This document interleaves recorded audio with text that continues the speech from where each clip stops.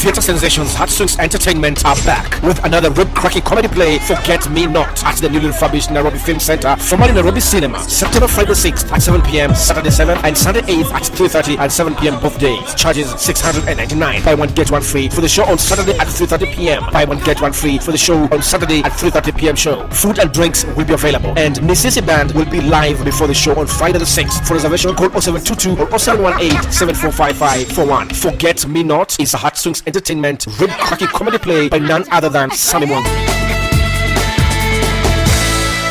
Just as you'd study for an exam, study up on the field that interests you and the position you hope to achieve.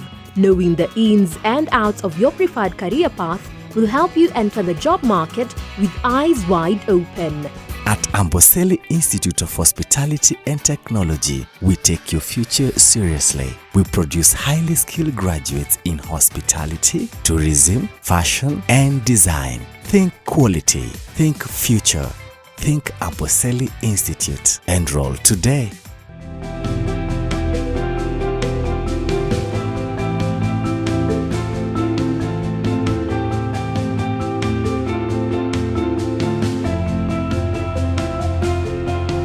This is to notify the general public that following the enactment of Water Act 2016, Rift Valley Water Services Board has changed its name to Rift Valley Water Development with effect from 26th April 2019.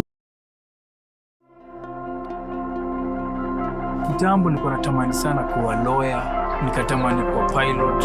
Eventually dream ya ngoma ilikuja ikatake over mpaka nikasahau kila kitu. We're driven by the desire to see people aspire to greatness and achieve it. That's why we create platforms for all to showcase their talents, connecting them to opportunities. Tuko nawe kila wakati.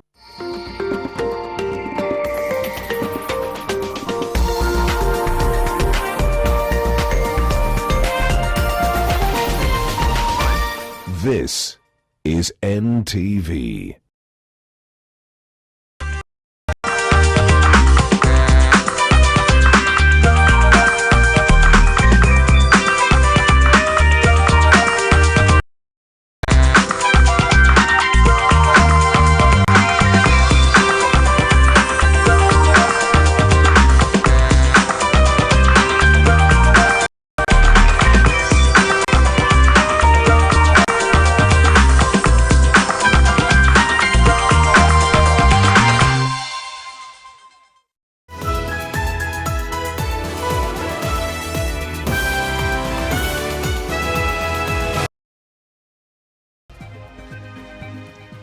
Thank you for making time for NTV at 1. My name is Gladys Gachanja. Now, Keroche Breweries Limited directors Tabitha Karanja and Joseph Karanja have been released on a cash bail of 12 million shillings and a bond. The company has also been issued with a cash bail of 10 million shillings and a bond of 15 million shillings. The court has ordered Tabitha to pay her bail by end of day today, while her sickly husband has been allowed 7 days. Mel Miendo followed the proceedings at the Milimani Law Courts and now joins us from the NTV newsroom. Mel, what else can you tell us about today's proceedings? One of the things that happened actually in court is that Joseph Karanja, as you've mentioned, Gladys, is sickly. And even yesterday, there was a statement from Karen Hospital confirming that he has been sick and that he underwent a life-saving surgery. They didn't quite mention or was specific about what kind of surgery it was, but he underwent that surgery at the Karen National Hospital, actually. And so that's why he has been given that specific charge to actually give his bail by 7 days. Now, when we went to court in the morning at about 10 a.m., there was a battery of lawyers as usual. And so Tabitha Karanja and her husband, together with Keroche Breweries, were represented by Senior Counsel James Orengo and also one of the lawyers, Kioko Kilukumi, among other lawyers, about 4 or 5 of them. And then prosecution was represented by Senior Assistant DPP Alexander Muteti as well as Catherine Mwaniki. One of the issues that they were speaking about is that defense were asking that they be allowed, their clients actually be allowed bail because it is their right, it is a constitutional right, and so that's why it was given.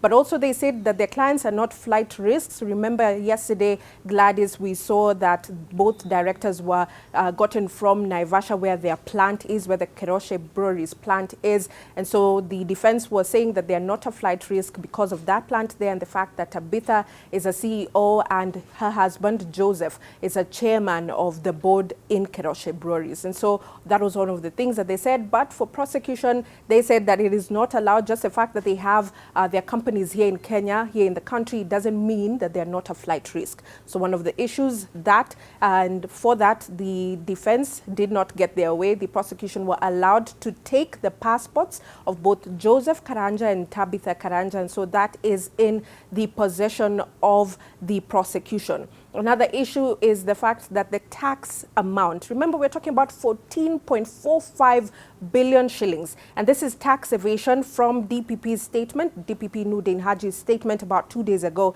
is that it's between January 2015 to June 2019. But for the defense, they were saying that it cannot really be an amount that can be stipulated. They still say that there's a lot of speculation, and so the prosecution were allowed to continue their investigations, but as we do know that the bail and bond terms were given. The other fact is that Breweries is represented in itself, and that's something that was spoken. Keroche Breweries, the prosecution were out of bail and bond terms. For the company, it was given about 10 million Kenya shillings as cash bail and 15 million Kenya shillings as bond. And so one of the issues that came out from court is that the directors of Keroche Breweries are not just Tabitha and her husband. There are other directors, and that came out in court today. And now let's listen in to what Francis Andai, he's the chief magistrate that was listening to this issue, what he said specifically about those directors and what would happen to them. Yes. So which is the company, it is cash, Kenya shillings 15 million. They have to pay within 7 days. You said there are more directors. Mr. Muteti said there are 4 more. If this money is not paid within 7 days, all of them, including the first accused person, but except the second, will be arrested and held in custody after 7 days. So that was the order from Francis Andai in court. So Gladys, we are expecting that the mention of this case will be heard on the 2nd of September. That's about 2 weeks from now. It's something that we're still following. So what more from the eye on that developing story? To other day stories, the Kenya National Bureau of Statistics has said that it is all systems go for the census set to kick off tomorrow evening, saying that all concerns raised on the exercise have been addressed. KNBS Director General, that is Zachary Mwangi, says the census officials will also be easily identifiable through uniforms and badges that the Bureau has provided. Encouraging is that we get accurate information so that we can get a credible census. We are now in the era of evidence-based decision-making processes. So, and you can only make a good decision if you have accurate information. And that's why we have put all measures in place to ensure that we have accurate information. And this accurate information would help Kenya to, among many other things, plan the development processes in this country. So there are political uses of the data, there are issues of administrative use of the data, there are issues to do with research use, but most important, the issue of planning interventions that will go all a long way in improving the welfare of the Kenyans. Remember that census counting starts tomorrow. Make sure you are counted. Now, the National has urged county governments to implement the county spatial planning guidelines in pastoral areas to ensure proper management of range lands and sustainable use of land in the country. Now, Devolution Chief Administrative Secretary Hussein Dado has maintained that for the implementation of the county, or rather the county spatial planning to be successful, the pastoral must be involved in all stages. NLC Acting CEO Kabale Tache, who was speaking during the launch of the guidelines, said lack of planning in pastoral areas is one of the drivers of pasture-driven conflict. Those of you who are going to implement these spatial land use plans, or you are still going to help the counties prepare theirs, you need to involve and have these pastoralists on your side. The people with the best knowledge in the areas, including vector-borne diseases, weather patterns. Away from that, the parents of the students who died in the 2001 Changuli High School fire being released but are yet to receive a single cent. One of the bereaved parents of Changuli is on the 8th from the solicitor now seeking the intervention of the president, the director of public prosecutions, and the director of criminal investigation. Yes, iishe kotini na hizo pesa zimeshikwa, na tumesikia mengi hata katika news kwamba tumelipwa hizo pesa na hatujui hiyo habari ilitoka wapi.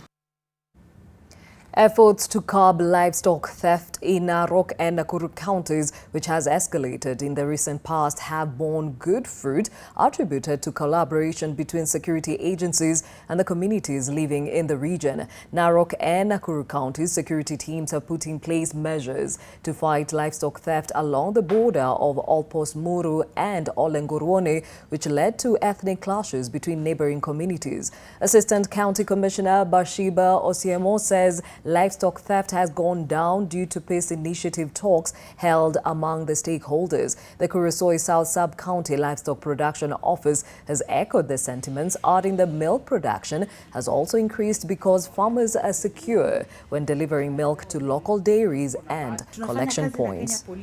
Tunafanya na miradi ya forest, tunafanya na miradi ya livestock, ndipo sasa tumeweza kusaidia hii maneno ya kuuzi wa mifugo kuisha Kuresoi South Sub-County. Na pia jirani wetu pia tumekuwa ambao tunapakana nao au Narok ambao ni Maasai wako pande huo, tumekuwa na mikutano hapa na pale.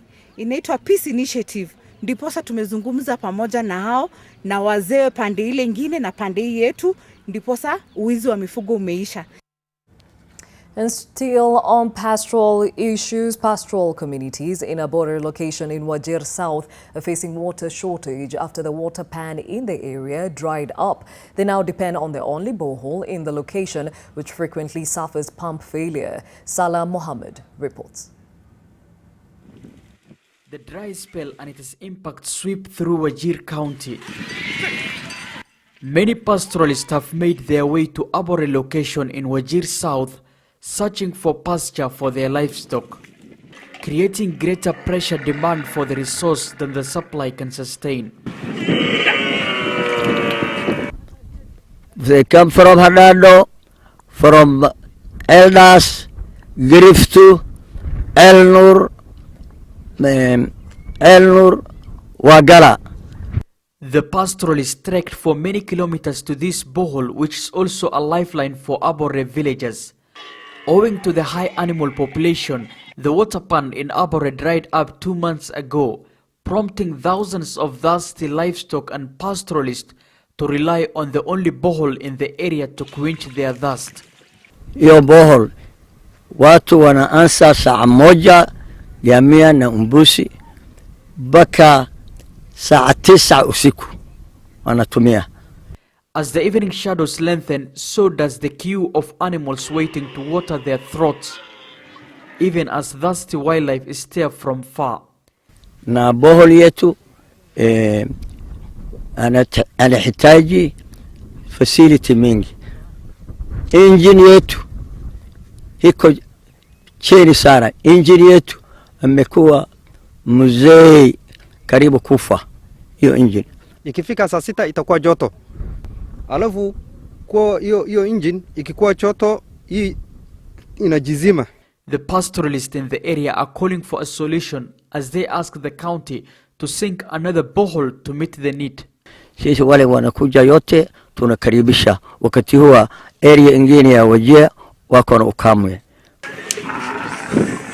Salah Mohammed, NTV, Abore, Wajir South, Wajir County.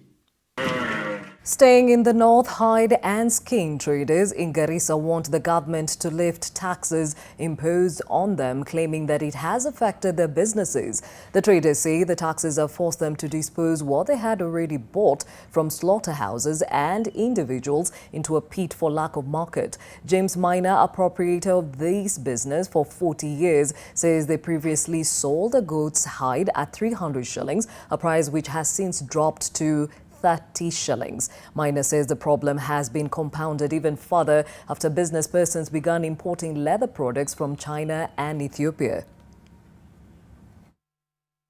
Value yake ni kama $500,000. Na hii sasa yote inakuwa naelekea niende niitupe sababu hakuna mahali ya kupeleka. Mimi nimehasarika, nimenunulia watu lakini sasa sina mahali ya kupeleka. Kwa ile muda ya miaka ile yote nimefanya kazi ya ngozi, mimi sijaona kitu kama hii. Sababu ngozi huchuka na upata wanunuzi, lakini haichuki na inakosa mtu ya kununua. To Busia County, and the residents say they will cross to the neighboring Uganda to enjoy their alcohol. This is in response to the government directive to close bars and entertainment joints on August 24th to 25th to allow for easier enumeration during the census. Listen to some of their views. Awada tupata kwa manyumba tutakuwa bado tunaburudika Uganda kwa tutatoka kwa nyumba yani late kabisa. Sasa watu ambaye usitulalie usitukanyage, tupe huru sisi, hata tunaweza teremuka hapa Uganda na tufanye vile tunataka na turudi, hata kama ni saa 4 usiku tutarudi, hata kama ni saa 5 tutarudi. Labda angeongea na serikali ya kule kwingine na iweze kuenda pale na kuhesabu watu, manake Wakenya wengi sana ambao wanashinda kule kwa zile vilabu kuanzia asubuhi mpaka jioni na hawatoki na wako kule. So labda Matiang'i angeweza kuhakikisha pia hao watu wanaohesabu wameweza kwenda kule side nyingine pia waweze kuhesabu watu. Clearly, public participation is essential. Well, the census kicks off tomorrow.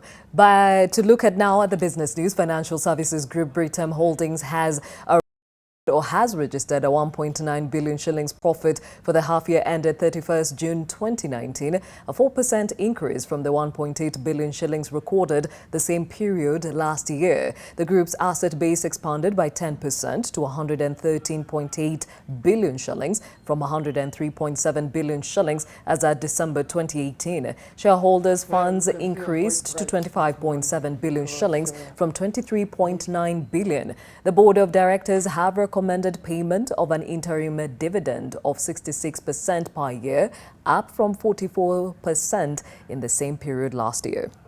Very well, particularly our life business, driven by good underwriting results and a better claims experience. We have invested substantially in technology because we believe this is what will enable Britam to innovate, to offer products which are in line with the changes in the marketplace. So the board of directors have recommended payment of an interim dividend of 66 cents per share, up from 44 cents in the same period last year. Now, the Nation Media Group says it is committed to championing for developmental reporting, focusing on the 47 counties. Speaking while paying a courtesy call to the governors of Narok and Bomet counties, NFG Chief Executive Officer Stephen Gitagama called for collaboration between the county governments and the media to highlight the impact of the devolved units on the public, as well as progressing professionalism in the media. This year marks 60 years since the Nation Media Group was established.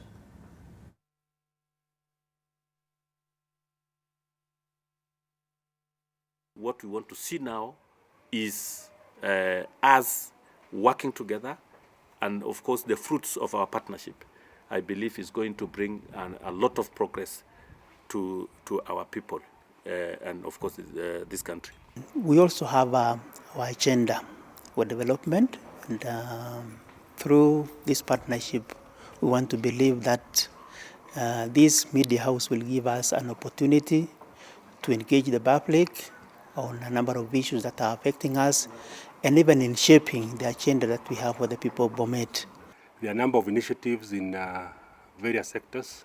The tourism sector is one of the big sectors in this country, and it's interesting to note that the tourism sector, if well developed, can actually employ more people and create more wealth than our agriculture sector.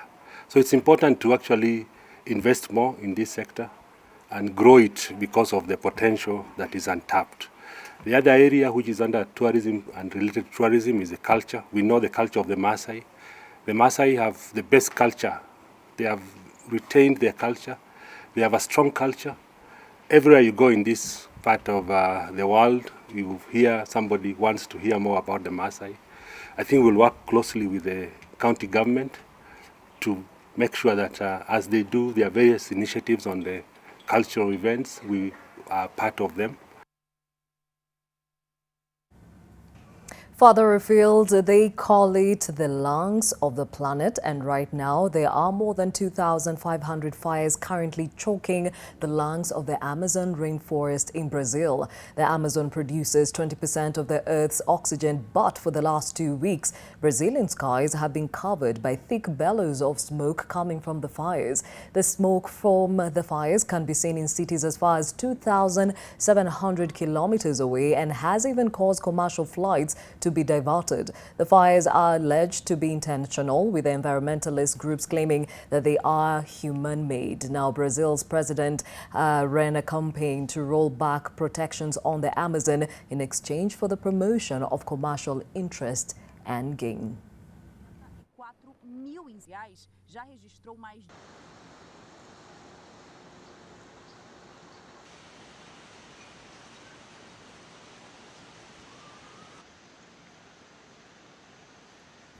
Warothe Kiru is now in studio with the latest from the sporting world. Warothe? Yes, Gladys, it is time to play on NTV at 1. I am Warothe Kiru. It is the closing day for the 12th edition of the East Africa Military Games that has been ongoing at the Kasarani Stadium. Currently ongoing is a football match between Kenya and Rwanda. Brian Otual is at Kasarani. Otual, please do get us up to speed with what's been going on this morning.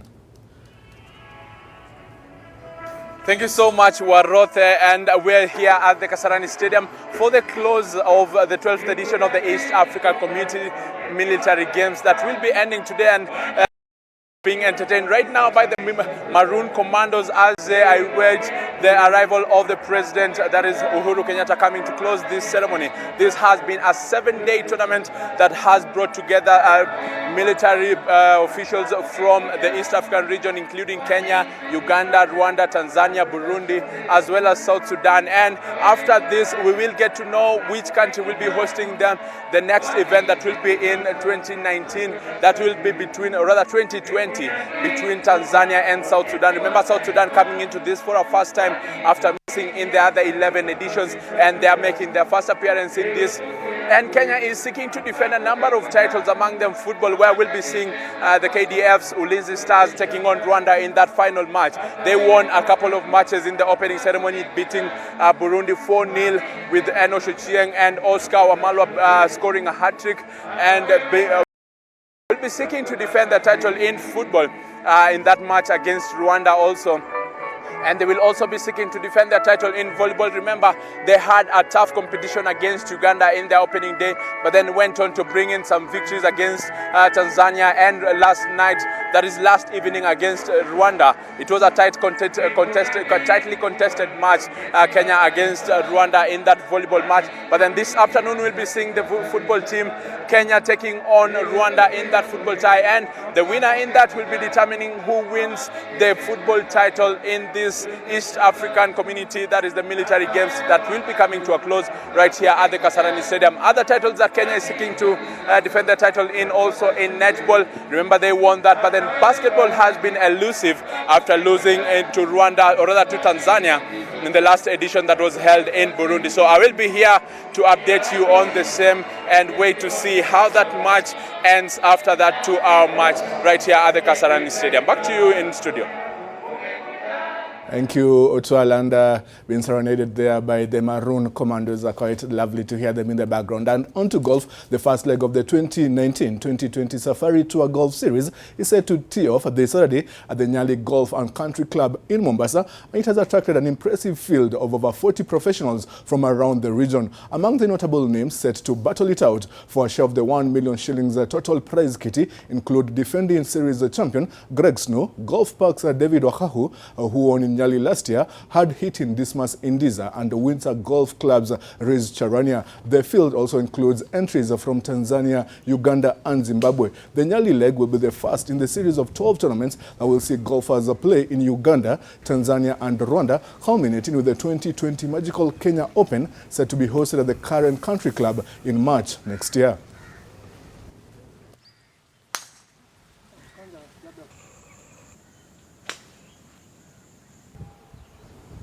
Across the borders, and tennis stars continued making the rounds in New York with a badminton tournament to promote the official start of the U.S. Open next week. Held outside the grounds of a hotel in Midtown Manhattan, the badminton tournament was attended by big-name players including Serena and Venus Williams and Rafael Nadal. The list